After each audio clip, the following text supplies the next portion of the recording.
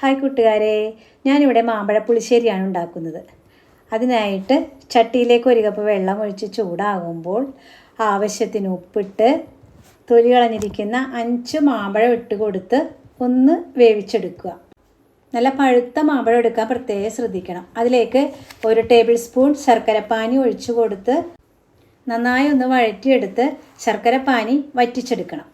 ഇനി ഒരു ജാറിലേക്ക് 3 ടേബിൾ സ്പൂൺ തേങ്ങ, അതിലേക്ക് 5 ടേബിൾ സ്പൂൺ നല്ല കട്ട തൈരും അല്പം മഞ്ഞളും 1 സ്പൂൺ മുളക് പൊടിയും കൂടി ചേർത്ത് നല്ല രീതിയിൽ അരച്ചെടുക്കുക. എന്നിട്ട് ഈ അരപ്പ് നമ്മുടെ മാമ്പഴത്തിലേക്ക് ഇട്ട് കൊടുത്ത് നന്നായിട്ടൊന്ന് യോജിപ്പിച്ച് അതൊന്ന് തിളക്കാനായിട്ട് വയ്ക്കണം. പതിയെ ഒന്ന് തിളച്ച് കഴിയുമ്പോൾ തീ ഓഫ് ചെയ്യുക. ഇനി കടുക് വറുക്കാനായിട്ട് ഒരു ചട്ടിയിലേക്ക് 1 സ്പൂൺ നെയ്യ് ഒഴിച്ചിട്ട് കടുക്, ഉലുവ, വറ്റൽമുളക് അരിഞ്ഞതും കുറച്ച് കറിവേപ്പിലയും കൂടി ഇട്ട് ഒന്ന് മൂപ്പിച്ചെടുക്കുക. ശേഷം ഈ കൂട്ട് നമ്മൾ തയ്യാറാക്കി വെച്ചിരിക്കുന്ന മാമ്പഴത്തിലോട്ട് ഇട്ട് കൊടുക്കുക.